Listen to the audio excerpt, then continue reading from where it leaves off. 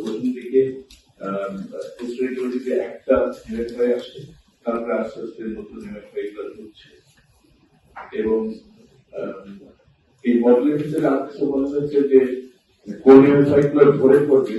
Depend করছে হচ্ছে কোন এমএফআই গুলো রাইটলি ক্লায়েন্ট সিলেক্ট করতে পারছে বা পারছে না। প্রশ্ন করে রেখে দিচ্ছি যে কারণ হচ্ছে যে রিপে করতে পারছে না, যে লোককে রিপে করছে না সেই লোকটা করে দিয়ে এই জন্য যেটা বলছিলাম historically it would suggest unless something has gone wrong with the particular organization, একটা organizationের প্রথম entry should be able to have more information compared to new entrants who can just do dynamic setting এর ভিতরে এবং সেখানে যে ওই কর্পোরেশনটা আসার কথা এবং বাস্তবে কিন্তু কর্পোরেশন আসেনি ওই জায়গাটা আমরা কর্পোরেশন বলছি this is corporative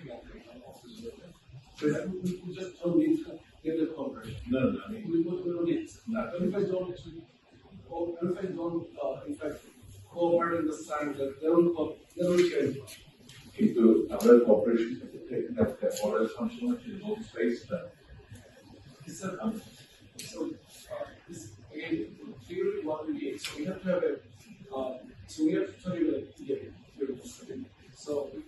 put it cooperative and non-cooperative, right? So we do both. So where emphasis don't so they don't change their strategies. They're the same kind of strategies. That's right. Both sides made both sides ভিতরে একটা variation হচ্ছে নাকি মানুষের ভিতরে সেখানে আমরা দেখছি যে যেটা আমরা অলরেডি জানি যে আমাদের জেনারেল সিস্টেমে একটা বড় চেঞ্জ হচ্ছে যেখানে আমরা শেয়ার টপিং থেকে একটা সিস্টেম আমরা দিয়ে যাচ্ছি এবং এর যেটা হয়েছিল আগে যখন শেয়ার টপিং এর ইনপুটস গুলো ওনারা শেয়ার করতেন সেটা শেয়ার যখন ফিক্সড কন্ট্রাক্ট আছে তখন নিজেকেই পুরো প্রসেস দেওয়া হচ্ছে এটার ফলে ওদের এখন একটা ডিমান্ড তৈরি হয়েছে এই মহাজনের কাছে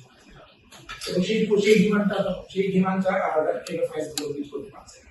এবার পয়েন্টটা হলো যে আমার টেনিরাল মার্কেটের শিফটের কারণেও আমার এই ধরনের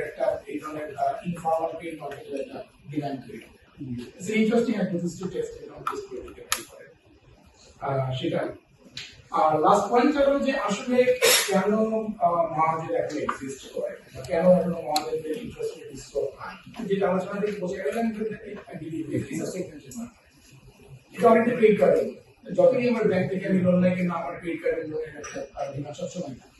জাস্ট টু ইমার্জেন্সি তো সেটা ফ্লেক্সিবিলিটি কারণ হতে পারে হাই ফর্মালিটি কারণে হতে পারে যখন যাচ্ছি তখনই পাচ্ছি এমন ধরনের একটা ডিমান্ড সবসময় আছে যে ডিমান্ডটা কখনোই মনে হয় যার ফলে সবসময় মনে হয় আমাদের মহাজনদের পরিমাণের লোনের একটা ডিমান্ড এবং দেখবে একটা কম্পিটিশনের কারণে একটা লোকের মার্কেট চলে যাবে because they are operating a different time